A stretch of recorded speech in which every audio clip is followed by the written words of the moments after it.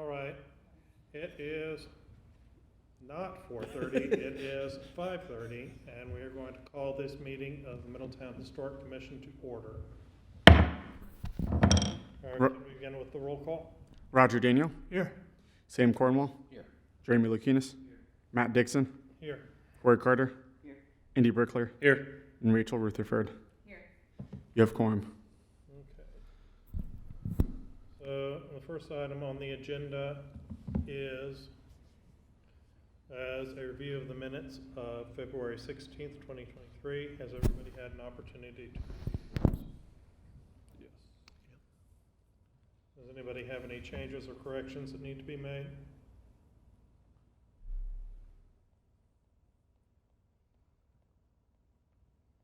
Do we have a motion with regard to the minutes?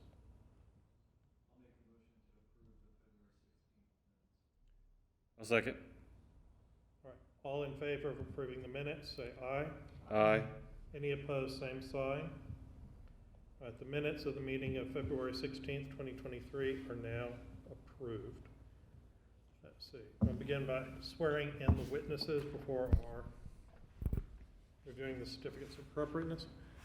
I ask, do you solemnly swear or affirm that the testimony that you will give before the commission tonight will be the truth? Yes, I do.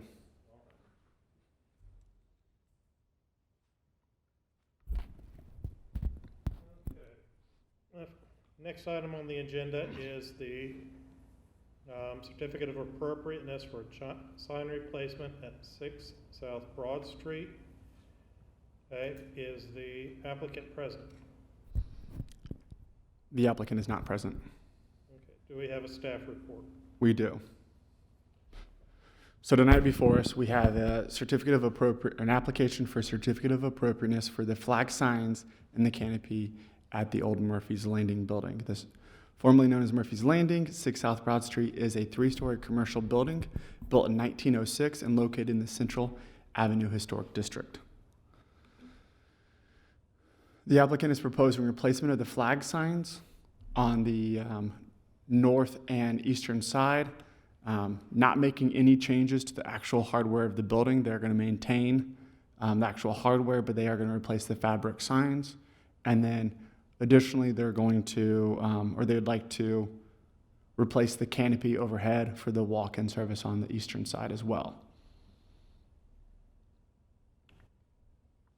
This is what the front banners will look like, side banners, and then the canopy as well. Once again, no changes to the hardware, just to the fabric. This is the location. It's in the UCC sub-district downtown, on the corner of Broad and Central Avenue. No other permits would be required for this, no building permits. And then I've also included this, the review criteria in case we want to ever go back to that. All right, we will open the floor for public comment. Is there anybody that wishes to speak in favor of the application? There being no response, is there anyone that wishes to speak against the application? There being no response, do we have a motion?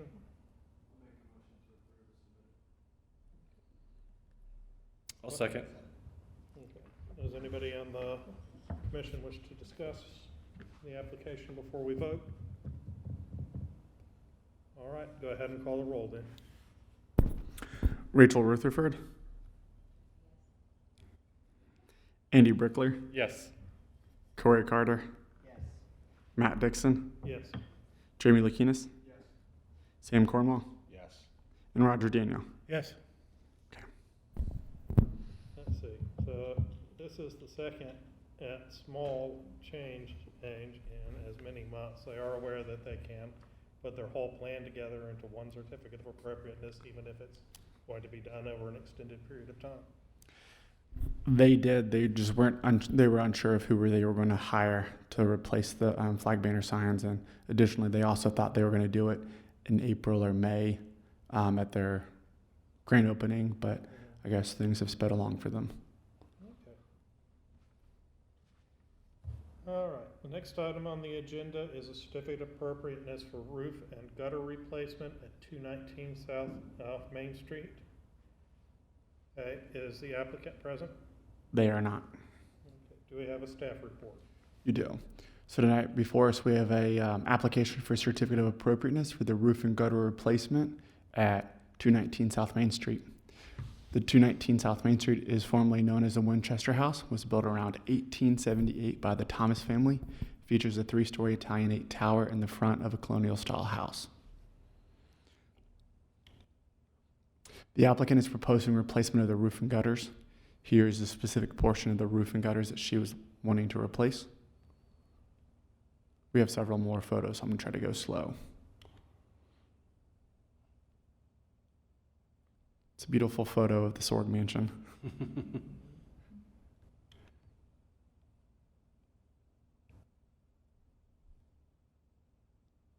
Essentially, the property is currently asphalt shingles, and that is what they would like to replace it with.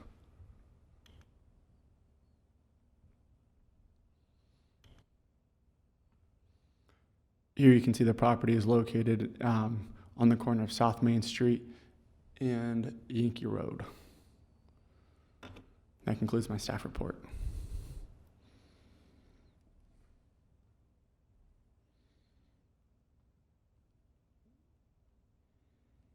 Okay, we'll open the floor for public comment.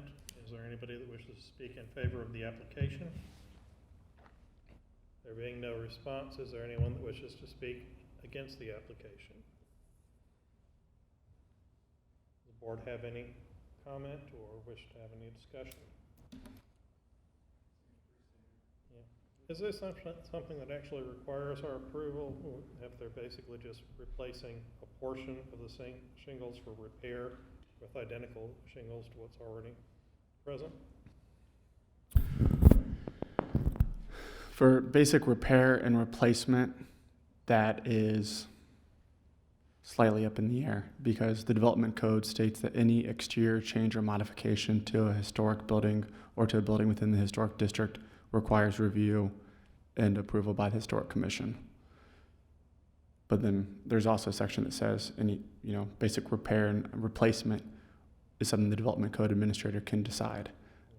The applicant didn't seem like she was in a rush, didn't seem like her roof was leaking in. So at this point in time, she was fine with having to go through the Historic Commission. And if I have a choice, I'd prefer for it to go in front of you. Okay. Is it a full replacement or just a portion? From my understanding, it'll be the whole entire roof. I mean, the only question I have, and it's not a big one, it's just what style of gutters, right? They show the shingles, but they don't have the gutters, so they're going to be similar. They're not just the traditional. They're the U gutters currently on that one picture you could see versus are they going to, depending if they're putting a modern one on. That's nitpicking, but. You can approve with a modification stating you'd approve that the similar style or similar color gutter.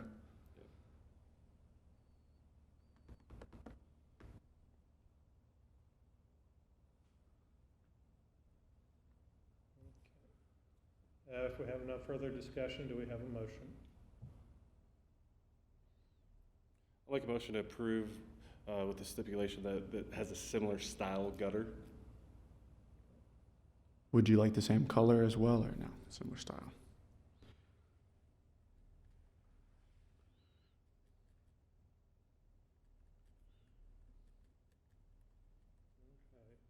There is a motion out there. Do we have a second?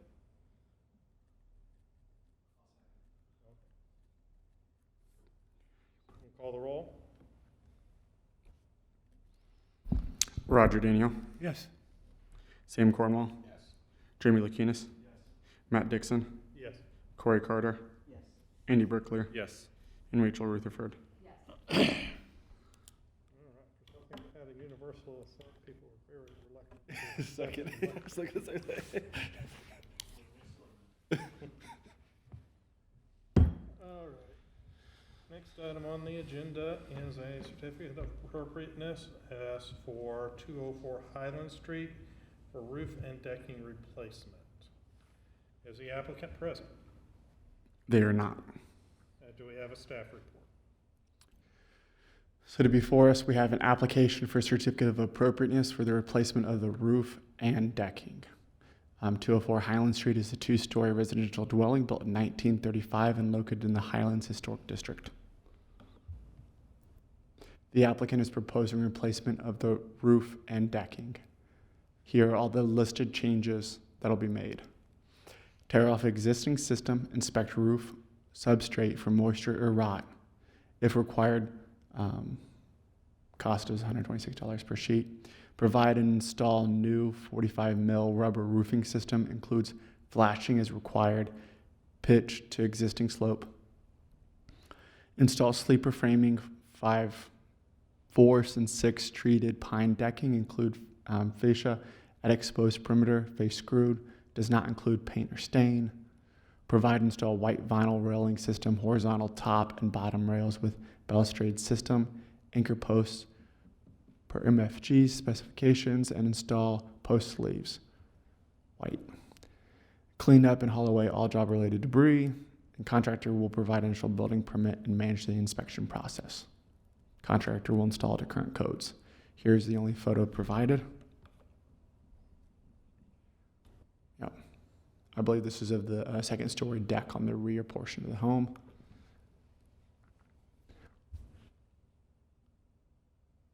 And here's the zoning map stating that the house is on Highland. Pretty close to you, Andrew. That's my staff report. All right. Then we'll open the floor for public comment. Is there anybody that wishes to speak in favor of the application? There being no response, is there anyone that wishes to speak against the application? There being no response, we will have a discussion amongst the commission. Does anybody have any discussion regarding the application? It's the whole roof and the whole entire second story decking that's in the back portion of the house. I'm not exactly certain on this. This The is way I understand it, it was the porch on the second floor. You come out, it's a rubber roof today, and there's a railing around it that's rotted, and that rubber roof is rotted as well. So that is what I understand it as, talking to the homeowner before. It's just that rubber back porch area. Yeah. Yeah. If you go back to that first page there, James. this one. Yeah. Damaged roof on second story porch. Yeah. So if you look here to the right, it's hard to see this picture. That's a rail. That's the door to the right. You come out. It's like a porch, and then that's that flat surface there that they are replacing. So it's not the asphalt roof at all? Not the asphalt at all. All that roof looks. Yeah, it's in good shape. Yeah, I'm okay. So the only question I got is traditionally when we see words like vinyl, we kind of get a little concerned. Personally, you know, I think it's on the back of the house. It matches the period. It's a wooden rail. See on the left-hand side? See the wooden rail? That goes all the way. That's what they're replacing with the vinyl. And it's rotted out, yeah. Oh, okay. And they wanna go with vinyl? Yep. I know we've been generally hostile to vinyl in the past. It just doesn't look good. Like, it's not gonna look great on the back of that house with the vinyl railing on it. They just don't hold up that well. Is it visible from the side? I'm trying to remember. Is it visible from, what's the side street? Superior. Technically, it is if the honeysuckle wasn't there. I'd be okay with it as long as it's an exact, pretty bad on exact match. Yeah. I mean, and we could table it and then ask them to come and defend the vinyl or give us, show that wooden alternatives are. I would almost say I agree with that. Like, hey, I want, my thing is I want to see what the railing is going to be put up, what style it is, what it looks like. To your point, if there's an opportunity for a wood, if they've looked at that, but would there be like everybody okay if we said, hey, let's approve the roof because I know it is a water issue. let's approve the roof but not the railing. Put a motion out that, not now, but that's an idea. I'd be okay with that, cause I need a clearer picture Yeah. of what's there. If what's there is like 2x4s and 2x2s and it's rotten, then, who cares what goes in it? But if it's an original railing and it's turn spindles and Yep. we kinda wanna at least shoot for something Close, to yep. what it was. How old is this picture? I mean, obviously, it looks like white. I'm not exactly sure this is what was submitted. Just some additional detail when I first spoke to the applicant. It was, I believe, March 6th. They said that they were starting construction on March 7th. I asked her if she sent me the application soon enough, I would be able to call a special meeting. However, the day you guys got your staff reports via email is the same day that she sent her application in. So I was holding off on sending out the staff report for her to get in on this meeting. She said the roof is leaking, so construction was going to start. So this was one of the ones I had to try to wrangle in. So I'm not sure what you're, I'm not trying to sway you in any way, but you could break up the approval. You could break it up to, you could approve the roof and then do a motion to continue on the railing if the vinyl railing is the sticking point. That's what I would. Doesn't have to be all or nothing. All right, do we have a motion then? I'll make a motion to approve the roof as submitted and to table the submission for the deck railing until further information is provided. Do we have a second? All right, if you can call the roll.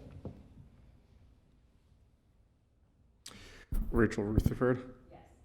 Andy Brickler, Yes. Corey Carter, Yes. Matt Dixon, Yes. Jeremy Lukinas, Yes. Sam Cornwall, Yes. and Roger Daniel. Yes. Okay. Okay. New and old business. So I have a little bit more new business than what's up there, but first let's congratulate our new member, Rachel Rutherford. Thank you for joining us. We're very excited to have you. Would you like to introduce yourself to the group? I am Rachel Rutherford. Sorry. Haven't said it wrong. Can you tell where I live? Or? Sure, I live at 1 McKnight Drive, across from the old hospital. Yeah. If there's anything you want to share with us, then, so that we can get to know you, then that's fine. But if you want to. Well, I have 4 kids. I'm married. I work for the state of Ohio as an independent contractor, and that pretty much sums up my life.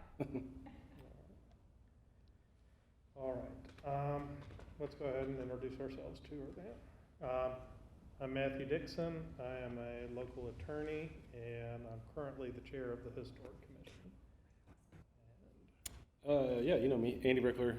So live in the Highlands with you, the president of the Highlands Historic District, and then work in IT.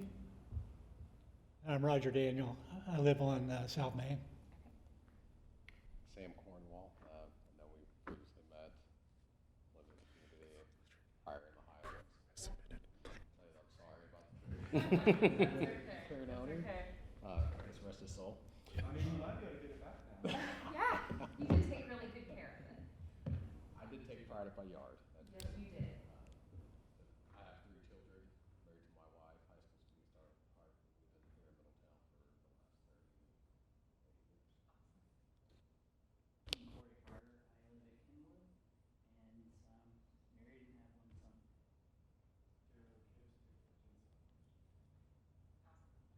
All right.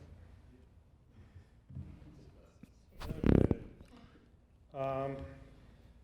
So I know that we had apparently had a vote on moving the meeting time to 6 o'clock at the January meeting. Have you looked into what needs to be done to change that officially? We didn't have an actual vote on it, so it was a discussion. Some people were interested in it, and then moving the meeting's time to 6 p.m. was, I guess, like a caveat to having the new Historic Commission member, Joanna, join us. Since then, she had to rescind her invitation to join the Historic Commission meeting. I think I sent out another email asking about if other people would like to push the time back. I've had some conversations with several of the board members who were may or may not be for the timeline. So if you guys would like to put that to a vote, that is something you guys could vote on, and we could push it back to 6 p.m. or whatever time you'd like within reason, or not at all. Something that resolves it in the minutes, so that, since it's Yeah. appeared there. I would like to make a motion to move it at 6 o'clock.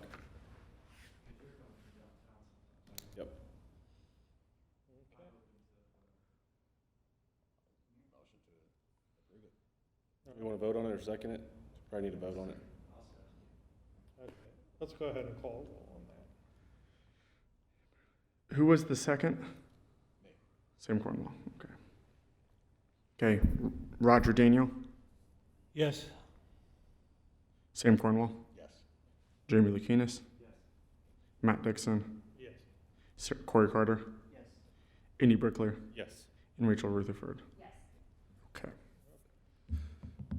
No more speeding tickets for me.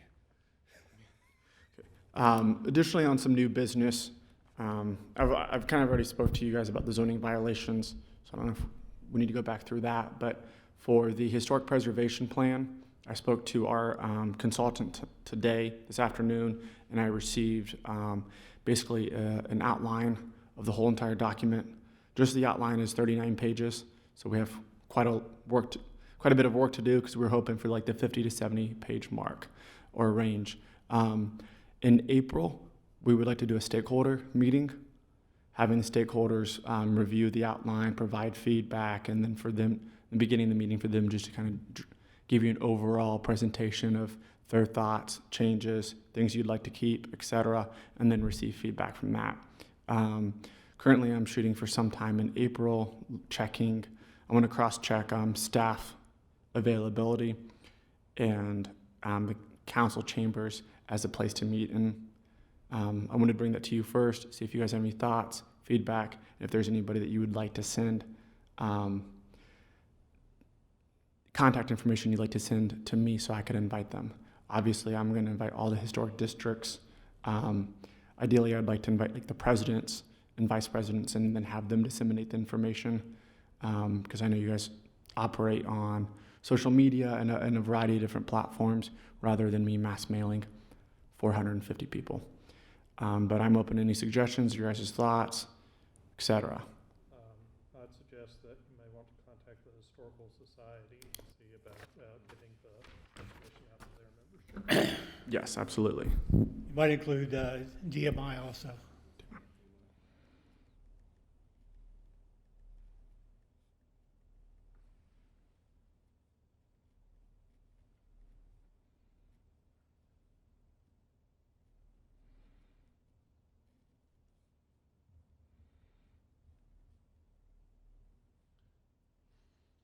And I know we basically notify the whole city of that sort of thing on the city's website and all, but I wonder if we might be able to see about getting something placed in the newspaper.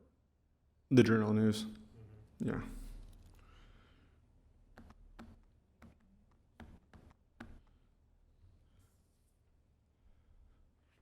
Andy or Rachel, do you guys have any suggestions being president and vice president of Historic District? Yeah, I think for our side, I'll definitely send it out through our social media, hit it at our next meeting, make sure, availability for people. But yeah, I think we can drive it that way for our neighborhood, in our district. Yep. Are you guys thinking 6 p.m. is a good time? Say it again, sorry. Time, would 6 p.m. Yeah. work? Yeah. Yes.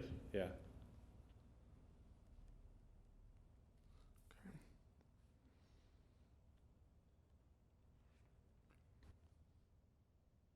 You're still looking for a date, right? I'm still looking for a date, yeah. Sure. It'll have to not be a council date. It'll have to not be any of the other boards or commissions, and there's quite a bit of them. I'll have to be playing some math and Jenga a little bit with the calendar. Would it be an option to do it after or before our next historical commission meeting? Since we'll all be here. I don't see why not. I think it would have to be before if we're inviting the public into True. it. I'm not sure that they necessarily want to sit through that. Sure. That'd be tough though. Something to think about. just something to think about. Mhm. Well, if you guys have any other thoughts, comments, ideas, just email me. You have my email address. Just make sure you just email me individually. So, we had some discussion earlier about enforcement. Do you want to put that on the record? Yes, I believe it's 125 South Main Street was a property that we've been working with. I wouldn't say working with. We've reached out to the homeowner, gave them a certificate of appropriateness in person the date that they were changing the windows. We've sent our pre-violation letter. We've sent our violation letter, and there will be civil penalties starting. So that is the first one that I've ever done. Usually people are fairly compliant, so I'll keep you updated on that. And then there were a few other properties that I've stopped by recently, handed off certificate of appropriatenesses for. One of them was being the Art Central Foundation. Left a few of them there, trying to provide your method of just in-person talking to them. Haven't been able to reach them. Even during open hours, they're still closed. And I've mailed 2 now, so they may be open for a zoning violation letter, a civil penalty as well. So been trying to skirt that because they're a community staple. But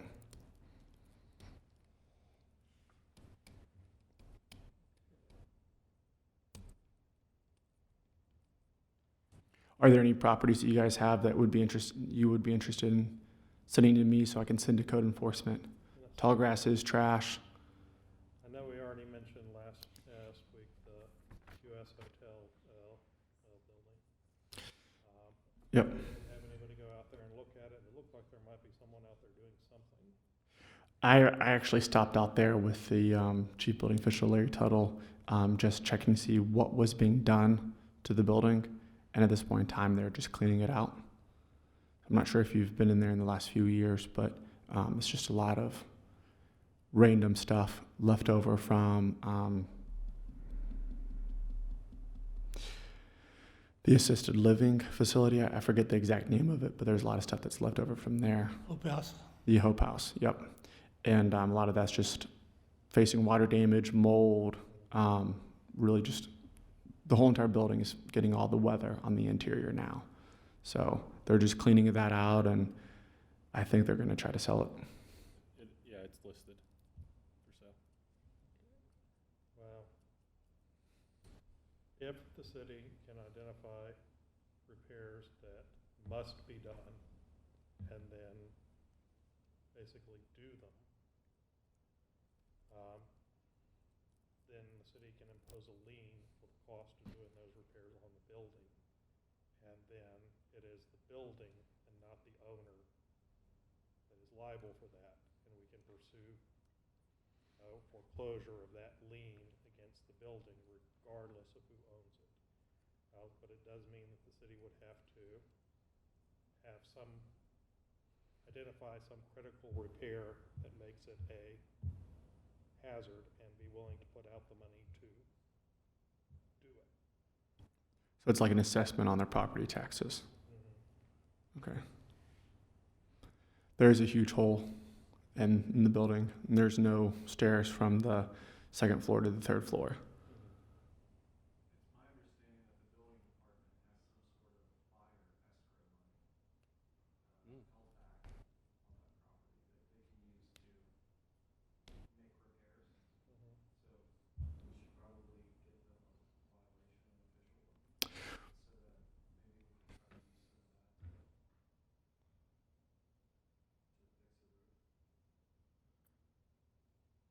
I don't know how that works, but It wouldn't be enough to fix the roof. Sure. I think it's like 19,000 or something. The applicant who proposed the demolition of the building 6 months ago, three owners ago, that was the reason that they wanted to have the building demolished, was because they would be able to cut ties and take their fire escrow money and leave.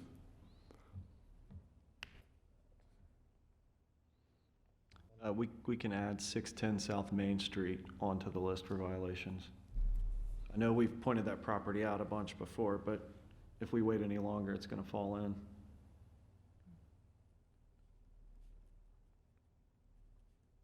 I know we've sent them violation letters in the past, but I don't think there's ever, but they come in once in a while and ask to put some gutters, or they've come in for a roof approval, but never put the roof on. They've come in for gutter approval, never put the gutters on. Is this the one with the tin roof? No.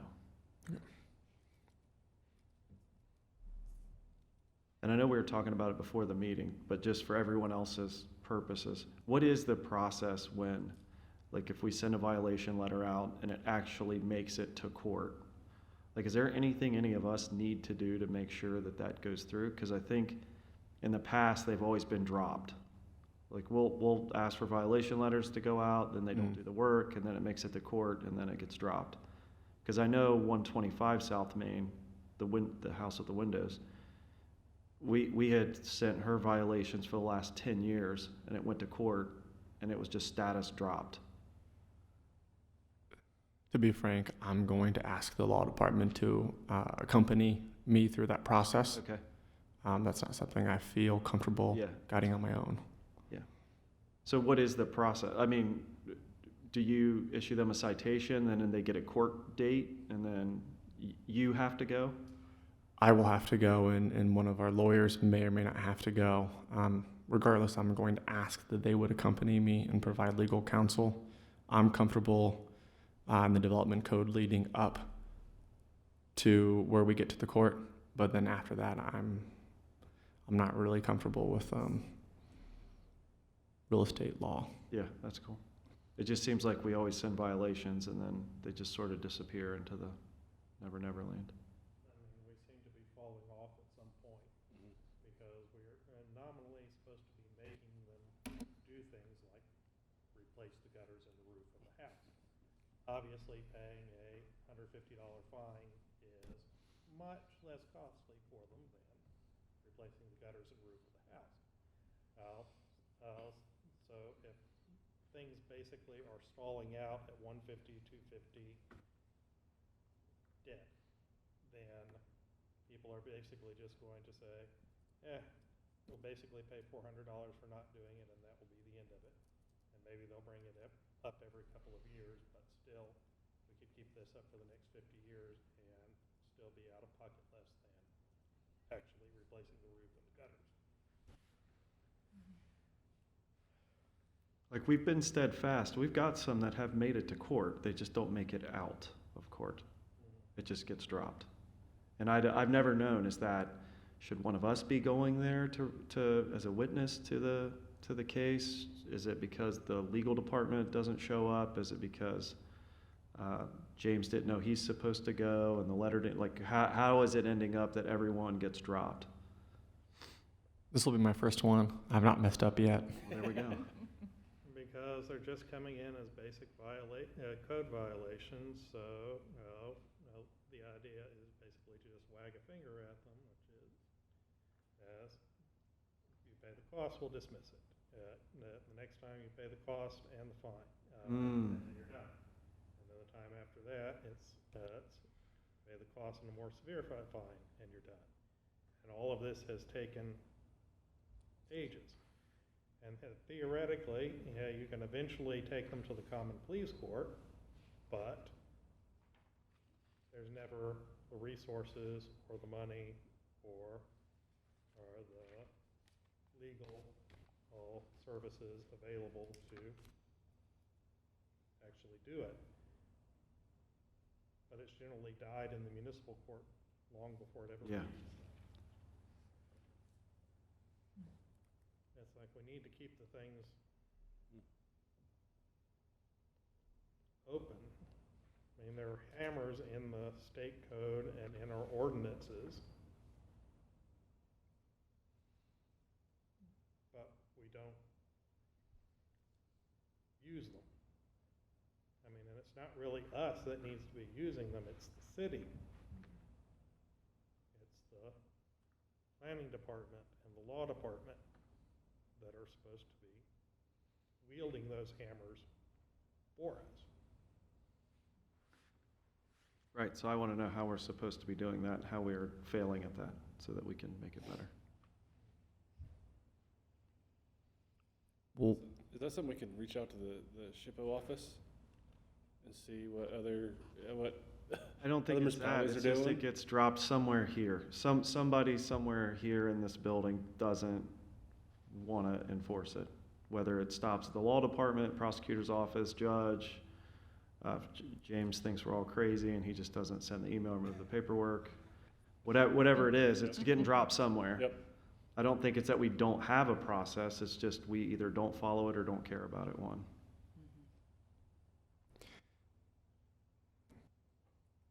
Sounds like you're gonna find out the process first. I will, and I will inform all of us, and it'll be thorough. And if we do end up with something where it goes to court, I actually will take time off and go sit, because I want to witness it go in front of the judge to see how it goes down. To see if it's just like, I get out of here, $150 fine, do better. Like I saw somebody in there a couple years ago that had 85 driving under suspensions, and it was like, don't come back here anymore, goodbye. Like, is that what this is? Perhaps. I mean, if we could get them to treat these the same way that they treat the failure to file or pay city taxes, then we'd be in a better position, I think. Well, James, thanks for looking into it. Absolutely.